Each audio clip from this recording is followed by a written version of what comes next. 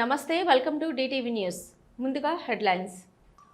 ఉప్పాల హారికపై దాడి నిరసన తెలిపిన వైఎస్ఆర్సీపీ మహిళా విభాగం. దాడి చేసిన వారిపై తక్షణమే చర్యలు తీసుకోవాలని డిమాండ్.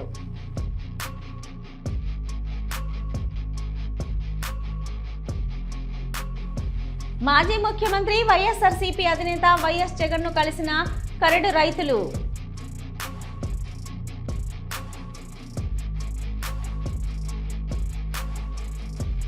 తాలిబాన్లకు వైసీపీ నేతలకు తేడా లేకుండా పోయింది. శాసనమండలి చీఫ్ విప్ పంచుమర్తి అనురాధ ఆగ్రహం.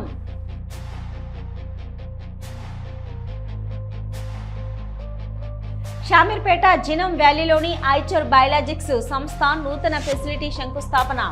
పాల్గొన్న ముఖ్యమంత్రి రేవంత్ రెడ్డి. బీసీల రిజర్వేషన్ల అమలుపై బండి సంజయ్ కుమార్ సంచలన వ్యాఖ్యలు. ముస్లింలను బీసీ రిజర్వేషన్ల జాబితా నుంచి తొలగించకపోతే రాష్ట్ర వ్యాప్తంగా ఉద్యమిస్తాన్న కేంద్ర సహాయ మంత్రి బండి సంజయ్. పనిలేని పేర్ని నాని చంద్రబాబు నాయుడు పవన్ కళ్యాణ్లను విమర్శిస్తున్నాడు. జనసేన నేత గాదె వెంకటేశ్వరరావు ఆగ్రహం.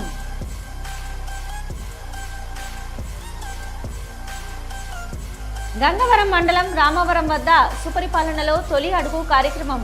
పాల్గొన్న మంత్రి కొండపల్లి శ్రీనివాస్.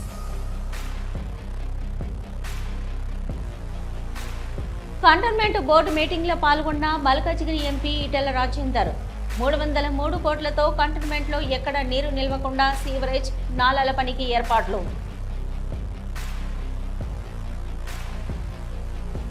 తప్పుల తడకగా కులగణన లెక్కలు. కాంగ్రెస్ పై ఫైర్ అయిన ఎమ్మెల్యే తలసాని శ్రీనివాస్ యాదవ్.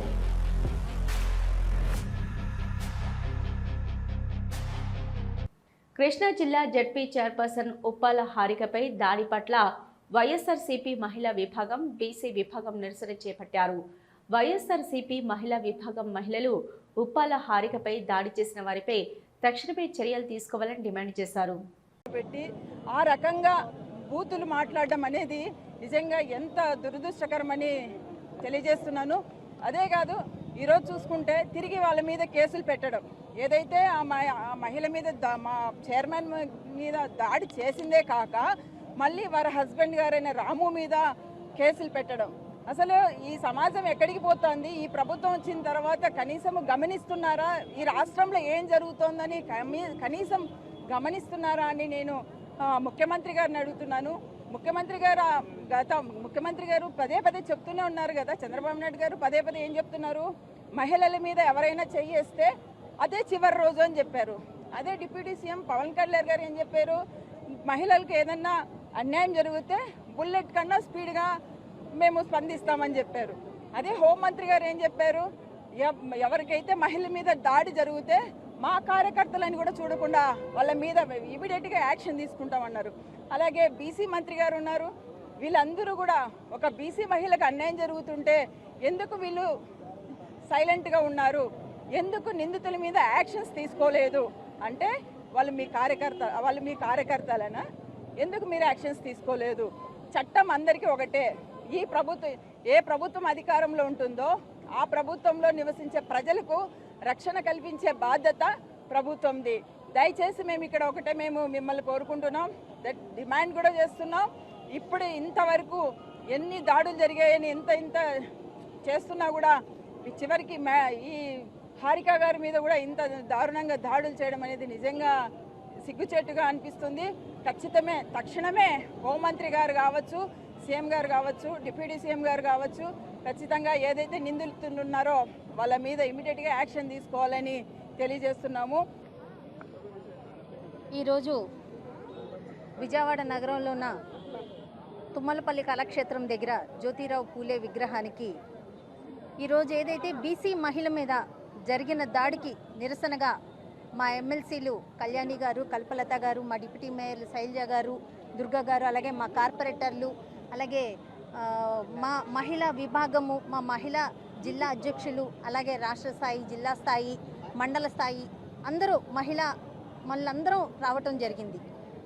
ఏంటి ఈ పరిస్థితి?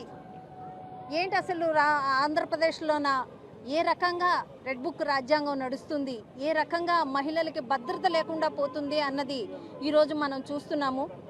ఈరోజు మనకి 3 రోజులు అయినా కానీ కేసు ఎక్కడా తీసుకోకపోవటము, అలాగే ఉప్పల హారిక గారికి ఏ రకంగా వాళ్ళు దాడి చేశారన్నది ప్రతి ఒక్కరు చూశారు. ఈరోజు ఆంధ్రప్రదేశ్లో సాక్షి టీవీ ఆపేశారు. ప్రజలకి ఎలాంటి విషయాలు వైఎస్ఆర్సీపీ పార్టీ తరఫున తెలియకుండా రాష్ట్ర వ్యాప్తంగా సాక్షి టీవీని రాకుండా చేస్తున్నారు. కానీ వాళ్ళు ఏదైతే వాళ్ళకి డబ్బా కొడతారో, ఏదైతే వాళ్ళకి భజన చేస్తారో ఆ ఛానళ్ళు మాత్రం కనిపిస్తూనే ఉంటున్నాయి. ఈరోజు మా మహిళా మనుల మీద జరుగుతున్న, వైఎస్ఆర్సీపీ పార్టీ మహిళా మనుల మీద జరుగుతున్నాయి, నాయకుల మీద జరుగుతున్నాయి. సోషల్ మీడియాలోన చిన్నది ఏదైనా ఇష్యూ పెట్టినా కానీ ఆ మహిళలను కూడా రాత్రి పగలు లేకుండా వాళ్ళు కూడా తీసుకెళ్ళి వాళ్ళు విచారణ పేరుతోటి తీసుకెళ్ళి వాళ్ళు ఎంత దారుణంగా ఈరోజు హింసిస్తున్నారో మనం చూస్తున్నాం. కానీ ఒక జెడ్పీ చైర్పర్సన్ మీద ఈరోజు దాడి జరిగితే మాత్రం స్పందించే వాళ్ళు ఈ రాష్ట్రంలోన ఎవ్వరూ లేరు. ఈ రాష్ట్రంలో ముఖ్యమంత్రి, హోమ్ మినిస్టరు, డిప్యూటీ సీఎం అందరూ పడుకున్నారు. ఈరోజు వాళ్ళు తెలుగుదేశం నాయకులకి, తెలుగుదేశం కార్యకర్తలకి, తెలుగుదేశం మహిళా నాయకులకు మాత్రమే వాళ్ళ సీఎంలు, డిప్యూటీ సీఎంలు, కానీ ఆంధ్రప్రదేశ్లో ఉన్న ప్రజలందరికీ వాళ్ళు కాదు. ఈరోజు ఒక జెడ్పీ చైర్పర్సన్గా ఉన్న వ్యక్తి తన పార్టీ మీటింగ్కి తను వెళ్తుంటే ఈ రకంగా తనని అటకాయించడం కానీ, తన భయభ్రాంతులకు గురి చేయడం కానీ ఈరోజు జ్యోతిరావు పూలే గారు మనం ఆదర్శంగా తీసుకున్నాం. దేనికి ఆదర్శంగా తీసుకున్నాం?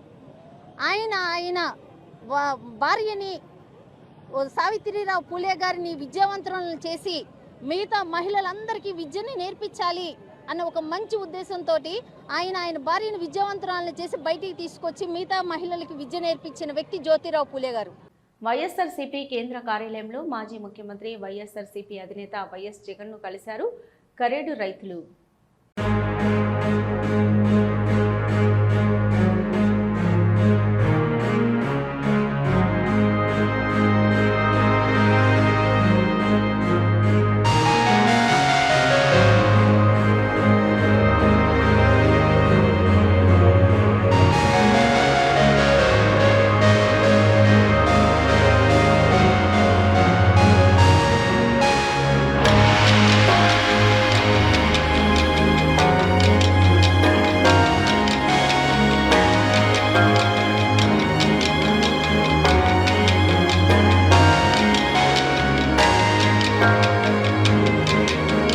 తాలిబాన్లకు వైసీపీ నేతలకు తేడా లేకుండా పోయిందని శాసనమండలి చీఫ్ విప్ పంచుమర్తి అనురాధ ఆగ్రహం వ్యక్తం చేశారు.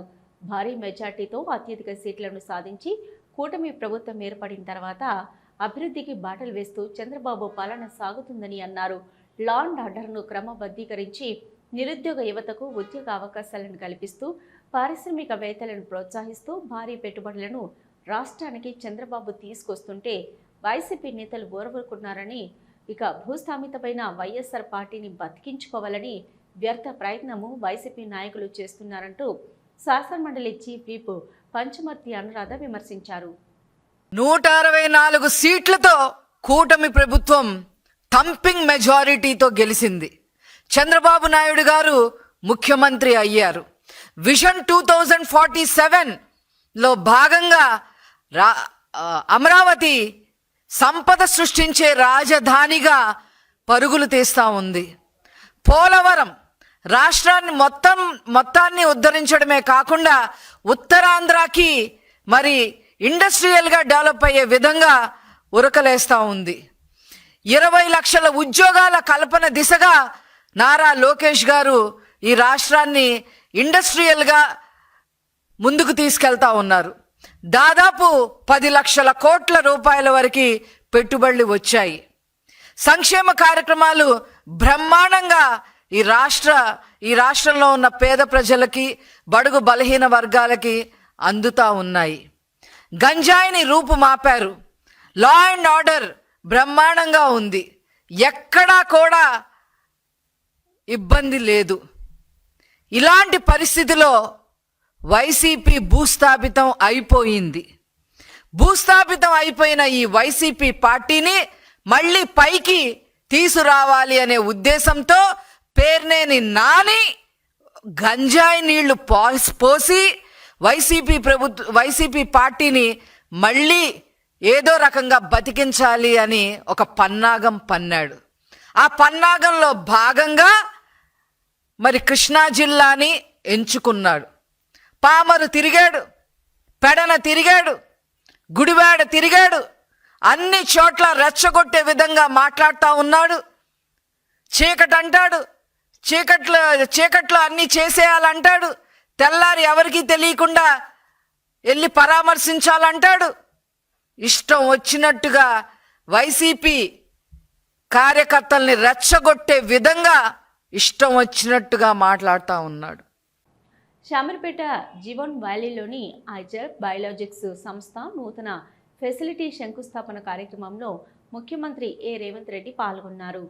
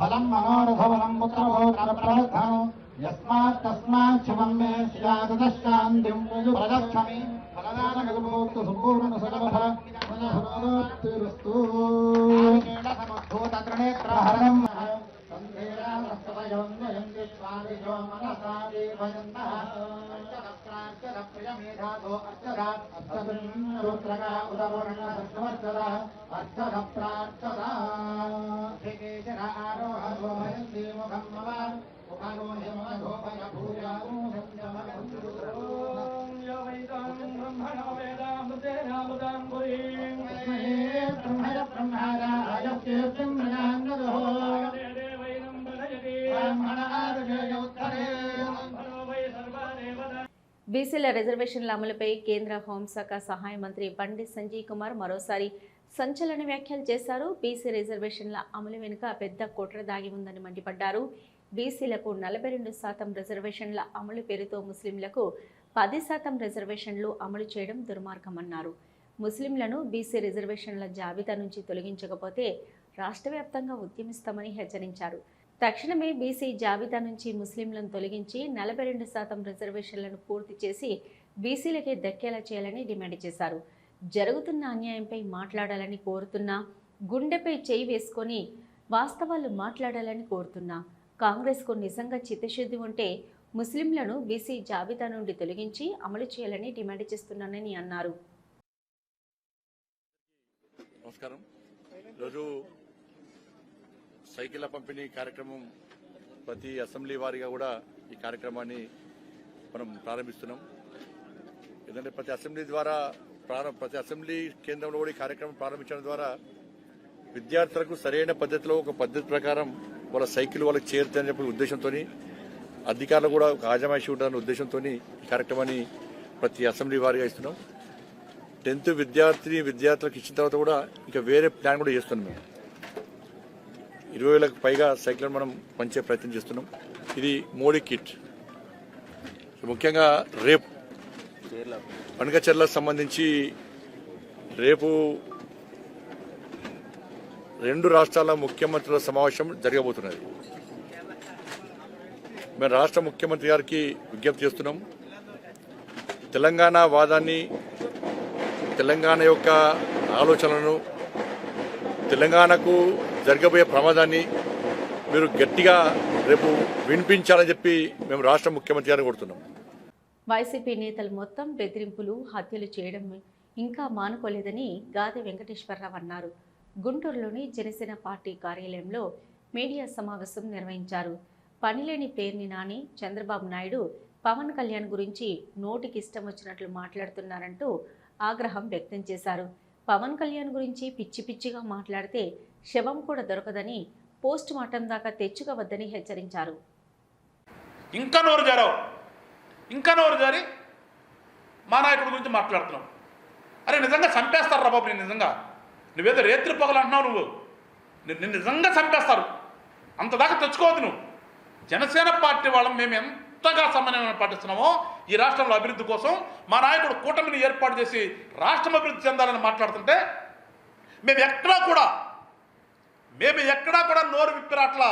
మా ధ్యేయం రాష్ట్రం అభివృద్ధి చెందటమే, మా లక్ష్యం ఈ రాష్ట్రంలో ఉన్నటువంటి ప్రజలకు అందరికీ మంచి జీవితాన్ని అందించడమే అనే ఆలోచనతో జనసేన పార్టీ అంతా కూడా మేము ముందుకెళ్తుంటే మా నాయకుడి గురించి ప్రేలాపనలు వెళ్తున్నావు. పేరు నేను నిజంగా నిన్ను అరే నీ శవం ఎక్కడుందో కూడా తెలియదురా బాబు. మళ్ళా నిజంగా ఒక్క నిమిషం మా వాళ్ళు కన్నెర చేస్తే నీ శవం ఎక్కడ ఉంటుందో కూడా తెలియదు పేరుందని చెప్తున్నా. నీకు ఇంతకుముందు కూడా చెప్పాము. నీకు నువ్వు ఏమైనా ఏడు ఈ రాష్ట్రంలో ఎట్లయినా మాట్లాడాడు.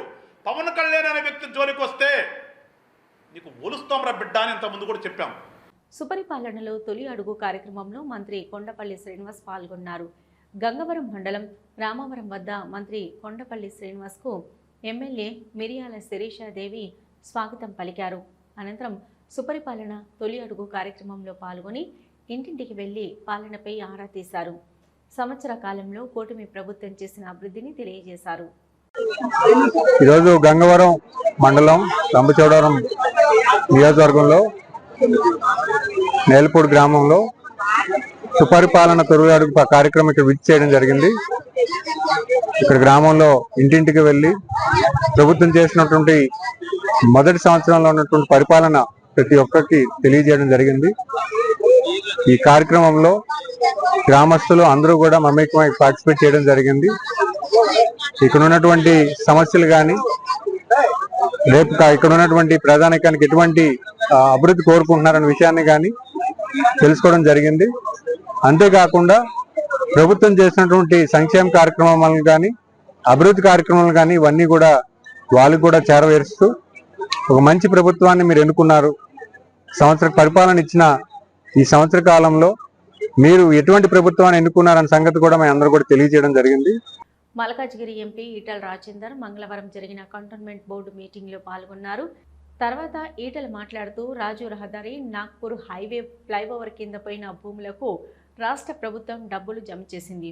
హుస్సేన్ సాగర్ పక్కన ఉండటం వలన కంటోన్మెంట్ వర్షం వస్తే ఇళ్లలో 10 అడుగులు నీరు చేరుతుంది.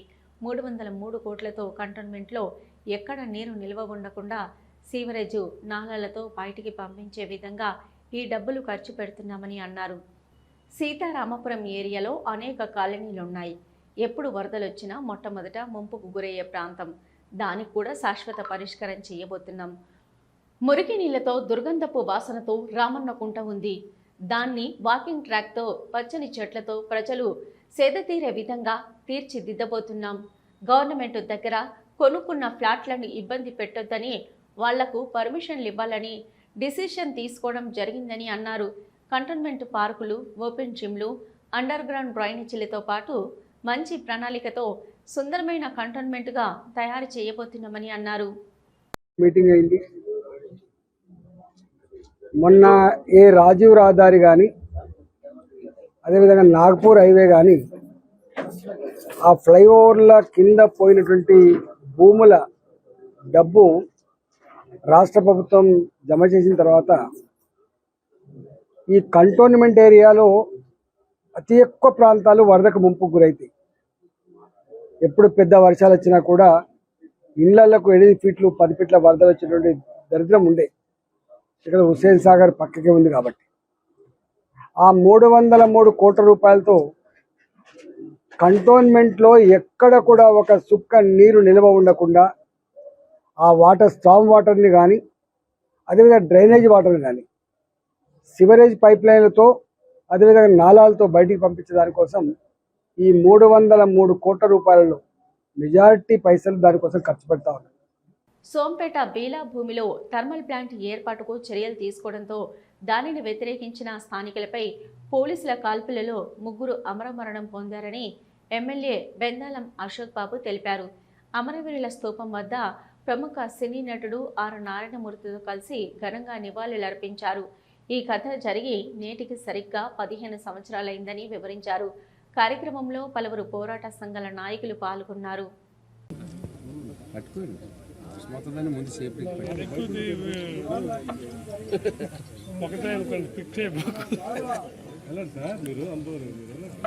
ఇందిరా పార్క్ వద్ద ధర్నా చౌక్లో నిర్వహించిన ధర్నాలో ఎమ్మెల్యే తలసాని శ్రీనివాస్ యాదవ్ పాల్గొన్నారు. తలసాని మాట్లాడుతూ కామారెడ్డి డిక్లరేషన్లో 42% రిజర్వేషన్ కాంగ్రెస్ ప్రకటించింది. తప్పుల తడకగా కులగణన లెక్కలు ఉన్నాయి. హడావిడిగా అసెంబ్లీలో బీసీ బిల్లు ప్రవేశపెట్టి కేంద్రానికి పంపారు. 42% రిజర్వేషన్ బిల్లుకు చట్టబద్ధత కోసం కేంద్రంపై ప్రభుత్వం ఒత్తిడి తీసుకురాలేదు. మోసపూరిత హామీలతో అధికారంలోకి వచ్చిన కాంగ్రెస్ బీసీలను మభ్యపెట్టే ప్రయత్నం చేస్తుంది. ఇప్పుడు డిక్లరేషన్ అంటుంది. బిల్లు ఎందుకు ప్రవేశపెట్టారని ప్రశ్నించారు. 9వ షెడ్యూల్లో చేర్చి పార్లమెంటులో ఆమోదిస్తేనే చట్టబద్ధత వస్తుంది. 42% రిజర్వేషన్ బిల్లుకు చట్టబద్ధత కల్పించాకే ఎన్నికలు జరపాలి. మేము యాచకులం కాదు, మా హక్కు. రిజర్వేషన్ అమలు చేయకుంటే మీ అధికారాన్ని లాక్కుంటామని హెచ్చరించారు. మరి ఈరోజు ప్రజాప్రతినిధుల సంఘం ఆధ్వర్యంలో ఇందిరా పార్క్ దగ్గర ధర్నా పెడితే ఏ పబ్లిసిటీ లేకుండా ఇంత పెద్ద ఎత్తున వచ్చినటువంటి మా అన్నదమ్ముళ్ళకు, అక్క చెల్లెళ్లకు నమస్కారం తెలియజేస్తా ఉన్నాను. ఇకపోతే అసలు విషయం మాట్లాడే ముందు మీ అందరికీ, మన సమాజానికి రిక్వెస్ట్ చేసేది ఒకటే. యాదవుల, గౌడ్ల, కుర్మల, మునూరు కాపుల, పద్మశాలిల, చాకలి, మంగలి, వివిధ కులాలకు సంబంధించిన వాళ్ళందరికీ నేను రిక్వెస్ట్ చేసేది ఒకటే. ఈ రోజు నుంచి మనము బీసీలము అనేటువంటి నినాదమే పెట్టుకొని ముందుకు వెళ్ళాలని చెప్పి నేను ఈ సందర్భంగా తెలియజేస్తా ఉన్నాను. ఎందుకంటే మనల్ని విడదీసి రాజకీయం చేసే ప్రయత్నం కుట్రలు జరుగుతున్నాయి. మన సమాజంలో కూడా నీది ఈ కులము ఆ కులం అని, కానీ మనం అందరము ఒకటే బీసీ కులం అనే నినాదంతో వీళ్లకు మన సత్తా ఏందో చూపించబోతున్నామని చెప్పి నేను ఈ సందర్భంగా తెలియజేస్తా ఉన్నాను. వైసీపీ నేతలు తీవ్ర ఫ్రస్ట్రేషన్లో ఉన్నారని, దీంతో రాష్ట్రంలో గందరగోళం సృష్టించేందుకు కుట్రలు పన్నుతున్నారని మాజీ మంత్రి దేవినేని ఉమా విమర్శలు గుప్పించారు. గొల్లపూడిలోని తన కార్యాలయం వద్ద మీడియాతో మాట్లాడుతూ పల్నాడు, బంగారుపాలెం, గుడివాడ వంటి ఘటనలు జగన్ కుతంత్రాల్లో భాగమేనని ఆరోపించారు. చంద్రబాబు ఇతర నేతలపై అనుచిత వ్యాఖ్యలు చేస్తూ సానుభూతి పొందాలని చూస్తున్నారని విమర్శించారు. మీద కూడా రోత పత్రిక రోత ఛానల్లో ఏదో ఒక విషయం జిమ్మి ప్రతిరోజు ఏదో ఒక ఆరోపణ చేసి అభివృద్ధిని అడ్డుకోవాలి, జరుగుతున్న పనుల మీద బురజాలనే కార్యక్రమం జగన్మోహన్ రెడ్డిలో కనపడుతూ ఉంది. దాంట్లో భాగంగానే మాజీ మంత్రి పేరు నాని వ్యాఖ్యలు వయసు మీద కూడా తప్పుడు వ్యాఖ్యలు మాట్లాడుతూ ఉన్నాడు. అందరికీ వయసు అనేది ఒక నెంబరే. చంద్రబాబు గారు వయసు మీద పడి ఏడుస్తూ ఉన్నారు. ఇదేం పోయేకాలం అర్థం కావట్లేదు ఈ వైసీపీ నాయకులకి. ఏం కర్మ పట్టిందో ఈ రాష్ట్ర రాజకీయాలు కూడా అర్థం కావట్లేదు.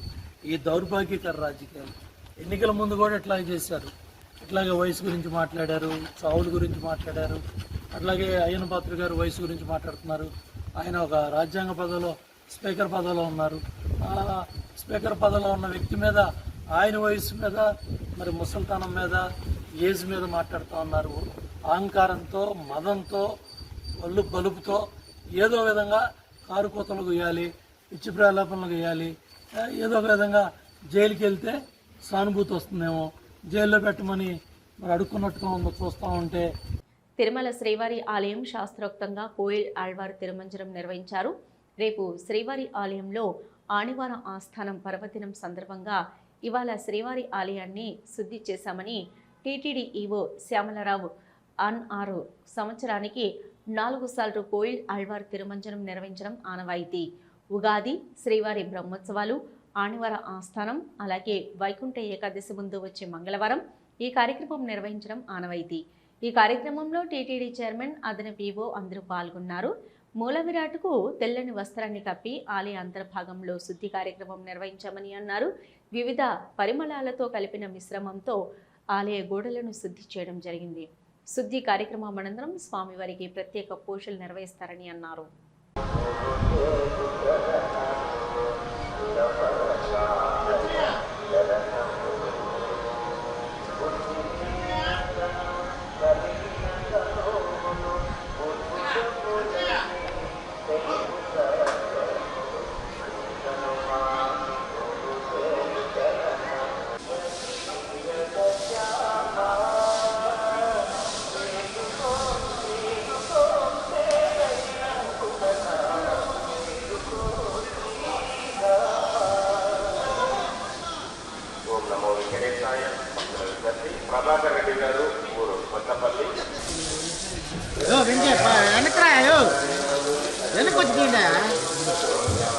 ఈరోజు కోయిల్ ఆళ్వార్ తిరుమంజనం శ్రీవారి ఆలయంలో నిర్వహించడం జరిగినది. రేపు ఆనివార ఆస్థానం ఉంది కాబట్టి ఒకరోజు ముందుగా ఇది చేయటం ఆనవాయితీ. సంవత్సరానికి 4 సార్లు కోయిల్ ఆళ్వార్ తిరుమంజనం చేయడం జరుగుతుంది. ఉగాది ముందు, అలాగే బ్రహ్మోత్సవాలు, ఉగాది, అనివార ఆస్థానం, అలాగే బ్రహ్మోత్సవాలు, వైకుంఠ ఏకాదశి 4 సార్లు. దానికి ముందు వచ్చే మంగళవారం రోజు చేయడం జరుగుతుంది. ఈరోజు కూడా చాలా బాగా సభ్యులందరూ పాల్గొనడం, చైర్మన్ గారు ఉండడం, తర్వాత ఎడిషనల్ ఈవో గారు అందరూ ఉన్నాము. అందరము ఈ కార్యక్రమాన్ని నిర్వహించాము. గుంటూరులోని ఎస్పీ కార్యాలయం ఎదుట గుంటూరు జిల్లా వైఎస్ఆర్సీపీ అధ్యక్షుడు అంబటి రాంబాబు నిరసన వ్యక్తం చేశారు. ఈ సందర్భంగా ఆయన మాట్లాడుతూ, గతంలో అనేక సార్లు పట్టాభిపురం పోలీస్ స్టేషన్లో ఫిర్యాదు చేసినప్పటికీ ఇప్పటికీ దానిని రిజిస్టర్ చేయలేదని ఆయన వాపోయారు. ఎస్పీ దగ్గరికి వెళ్లి చెప్పినా స్పందించలేదంటూ ఆయన ఆవేదన వ్యక్తం చేశారు. ఆ ఒక మాజీ మంత్రిని ఆయన నాకే సరైన న్యాయం జరగటం లేదని అన్నారు. చేయాలని పెద్ద ఆర్భాటంతో చేయకూడదని మనసు నిండా బాధతో ఈ నిరసన కార్యక్రమాన్ని గుంటూరు ఎస్పీ ఆఫీసు గారి ముందు ఈ నిరసనను నిర్వహించడం జరిగింది. సుమారు గంట సేపు నేను ఒక బోర్డు రాసుకొచ్చాను. ఏంటంటే, నా ఫిర్యాదులపై చర్య తీసుకో ప్రార్థన. అయ్యా, నా ఫిర్యాదుల మీద చర్య తీసుకోండి అని మిమ్మల్ని ప్రార్థిస్తున్నాను. నా ఫిర్యాదుల మీద మీరు చర్య తీసుకోవడం లేదు. ఇవి ఇప్పటివరకున్న అప్డేట్స్. చూస్తూనే ఉండండి న్యూస్.